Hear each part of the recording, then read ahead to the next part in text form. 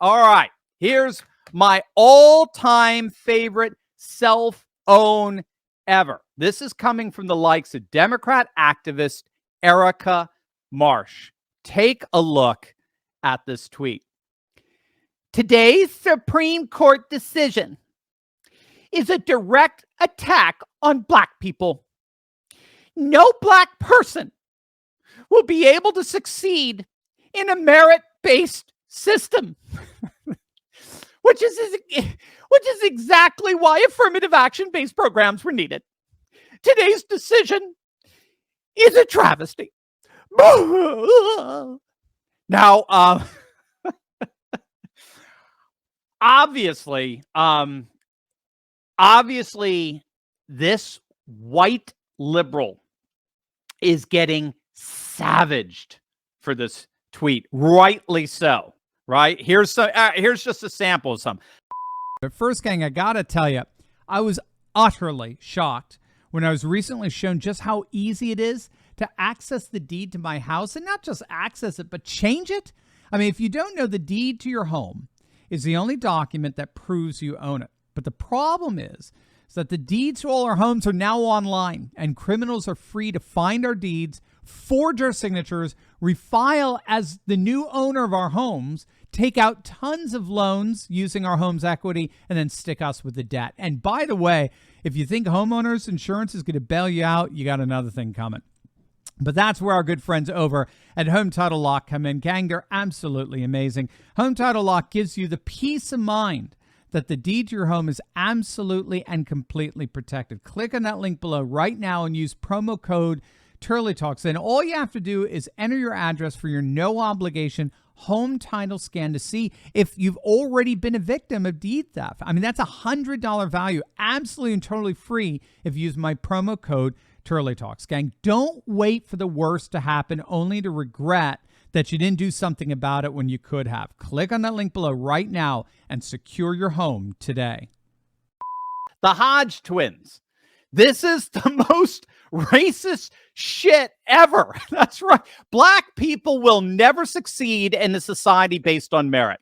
That's what you heard. And the Hodge Twins gave it right back to her. Girl, this is about as racist as it gets. Greg Price, by the power of white girl, I'm offended on your behalf.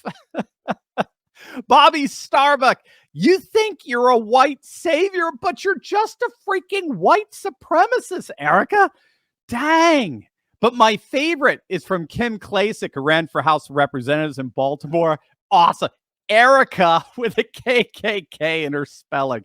Absolutely brilliant. Now, Erica KKK did her best. Bless her little racist heart. She did her best to try to dig herself out of her condescending Democratic hole.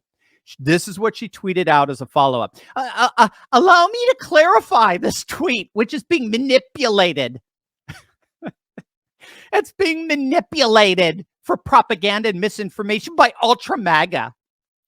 The intention of my tweet, here, let me race explain it for you. The intention of my tweet is to highlight that prior to affirmative action, okay, this is what I really meant. Prior to affirmative action, there existed a supposedly merit-based system for Black individuals to gain admission to colleges. But these institutions, they employed racial profiling to prevent Black individuals from attending under the guise of this merit system. You see, it all makes sense now. So I just want to emphasize that my statement in no way suggests that Black individuals are less intelligent than other people of other races. Please don't hurt me. Nice try, Erica. Nice try, Erica KKK. Nice try. Robbie Starbuck responded best. Nobody manipulated your tweet, Erica. It's still up there for all to see.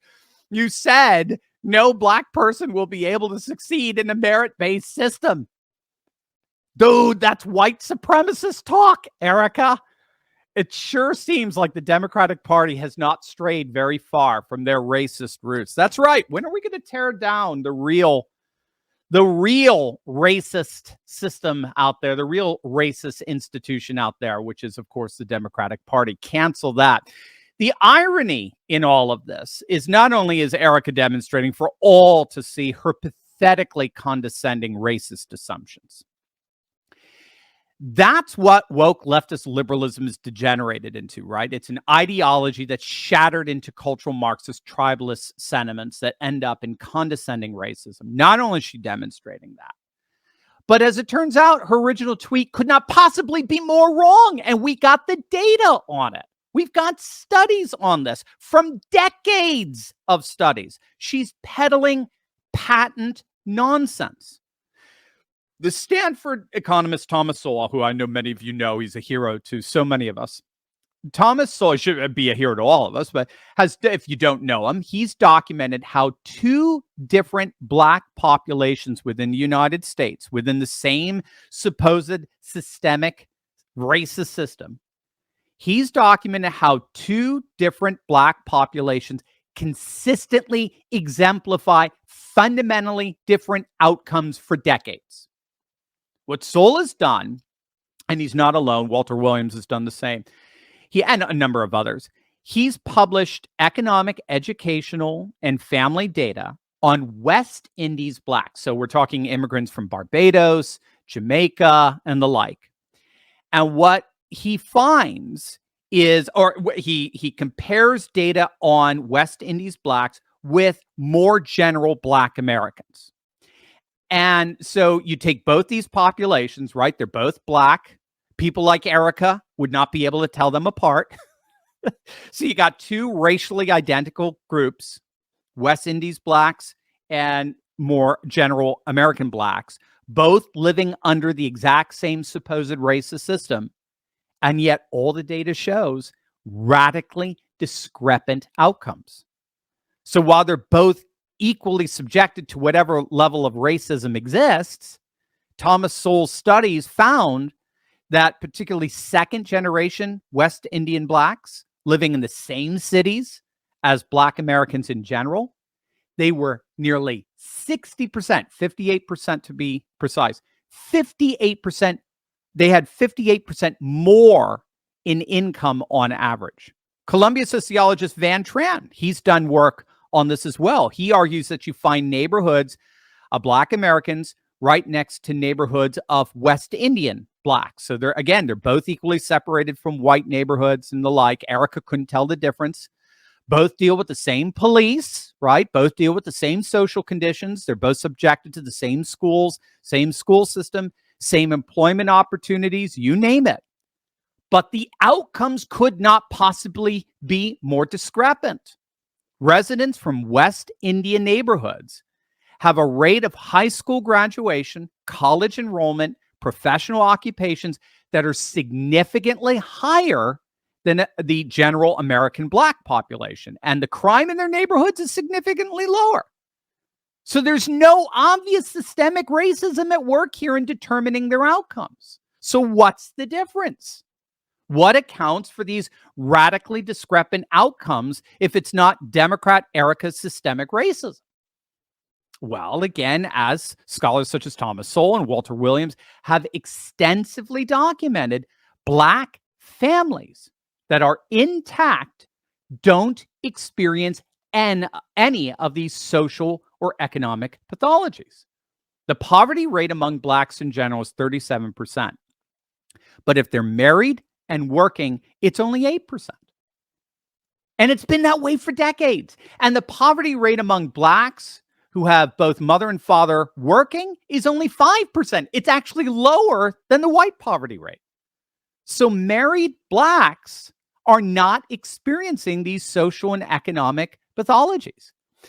The fundamental problem, as both Sowell and Williams and others have pointed out, the fundamental problem is that there is a 75% illegitimacy rate among the Black population. It wasn't always that way. In 1938, it was 11%. It's lower than the white illegitimacy rate today. In 1938, it was 11%. In 1960, it was only 22%. Only 22% of Black kids lived in a single female-headed parent household. Today, it's over 70%. And the reason why that's so serious is that a kid, it doesn't matter if he's Black or white, any kid raised without a dad is 5 times more likely to be poor and commit crimes, 9 times more likely to drop out of school, and 20 times more likely to end up in jail. What's happened is that the war on poverty in the 60s, initiated and maintained and enforced almost exclusively by the Democratic Party, by the likes of Erica. What Democrats did is they promised young Black women that if they dropped out of school and got pregnant and didn't get married, then they'd get free cash, free food stamps, free housing, free childcare. And if they had 2 kids, they'd double their benefits. If they had 3 kids, they'd triplet. Star Parker, again, one of my heroes. She was part of the welfare system until she emancipated herself from that. And she talks of purposely getting pregnant back then, going down to the welfare office, getting the check for the new baby set up, and then she would go out and she would abort the baby, but still collect the checks for the next couple of years.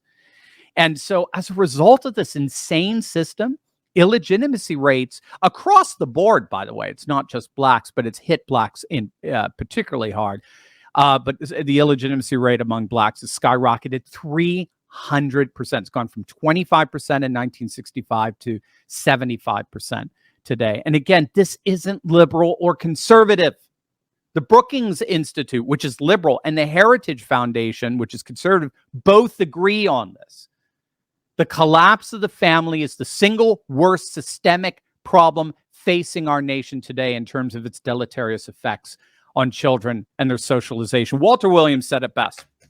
He said, you want to stay out of poverty, do 4 things. Okay, it has nothing to do with affirmative action. It's got nothing to do with liberal Democrats or anything. You want to stay out of poverty, do 4 things. Graduate from high school. Don't have children before you get married. Take any job you can get and stay out of the criminal justice system. You do those 4 things, you're not going to be poor.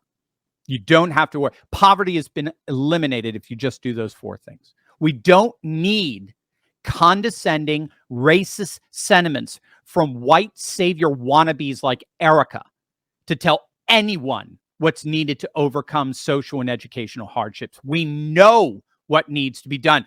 But here's the problem. It gets even worse. We know how to solve this. You've got to restore the family. But here's the question. How do you restore the family when Democrats have destroyed it? They've destroyed it institutionally with the welfare system, and now they're destroying it ideologically with their woke insanity. Not even knowing what a freaking woman is. And arguing that if you do not publicly confess that a man can get pregnant, you need to be fired from your job. How do we restore the family when Democrats have destroyed it? So all of this is to say, my dear friends, affirmative action, rest in peace. Your days of systemic racism are officially over. And ironically, it was a once loyal Democrat constituent, the Asian American, that guaranteed and ended up effecting your demise.